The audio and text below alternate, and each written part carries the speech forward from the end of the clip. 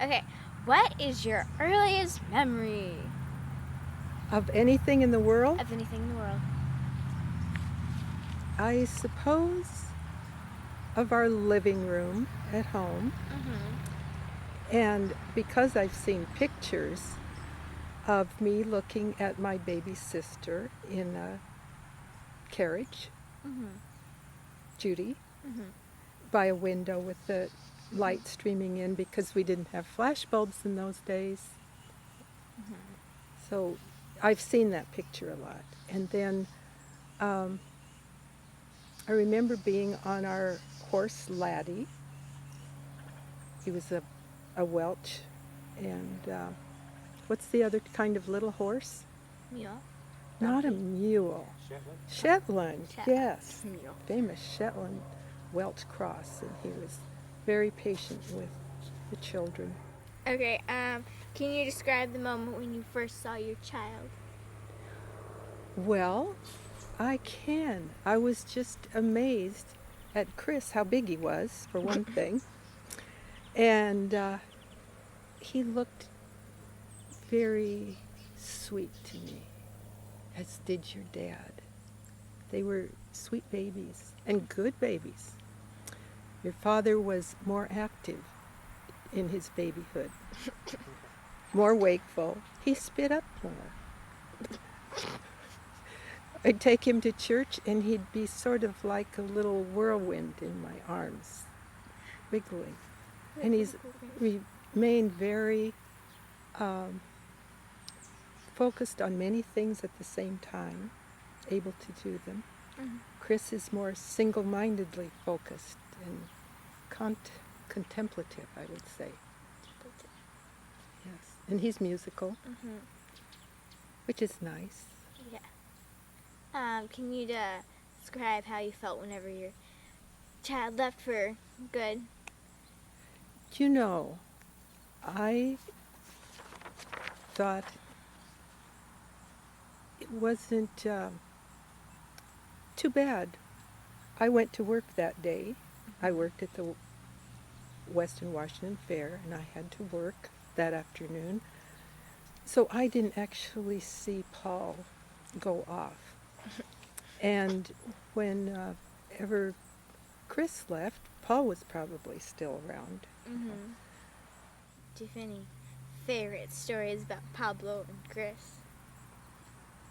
Well, they stuck together when they did big things. Well, we're getting near Halloween time now, and they would do kind of elaborate things to scare the neighbor kids. Okay. Have trip strings and things. And they had more fun doing that. And they also liked to play in the swamp. They were kind of free to roam.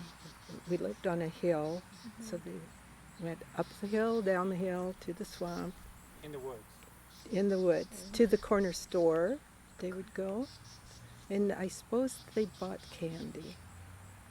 Of course, candy's essential. Yes. And what else about those little boys? They were pretty good students.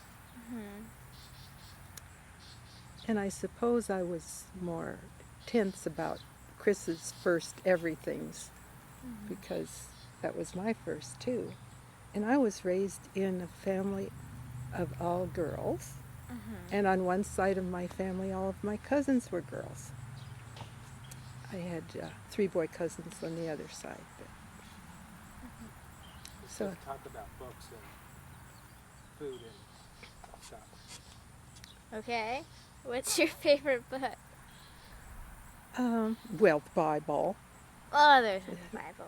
And I really recently have liked 3 Cups of Tea that tells about a man in Waziristan in Afghanistan and Pakistan where they join, and how he gets to know the people there, and he builds schools and he educates girls in particular. And it's very difficult because it's a Muslim society and they're often hostile to Westerners, but he's done this for years and he's very dedicated His name is Mortensen. And another book I have liked is Gilead. And it's a simple story about a family, Christian family. He's an older minister. And talking about what he will tell his children, or his son, later on. What's your favorite food? I really like fruit pies. Fruit pies. Yes. Apple pie, berry pie, berry cobbler too, apple crisp. I could go on and on about desserts. Chocolate's good. Chocolate. Did we talk about travel yet? No, I was getting to that. Okay. Which tell us about your travels. The first time I went far away was to China, and it was very eye-opening and fun. I was new to them too in many places. Our second trip to China, we went where Caucasians hadn't been, hardly ever. So they would come up and look at me very closely and feel my hair Oh, that'd be creepy. and look at my shoes. I was wearing clogs. But they were friendly and smiley, and I learned about Western China as well as Eastern Han Chinese culture. And then going to Scandinavia was a highlight for me to see Sweden and Norway. How old were you when you first went to China? Oh, I was late 30s. And things hadn't changed a lot by then. People had only been able to travel in China for maybe 4 years, 3 or 4 years.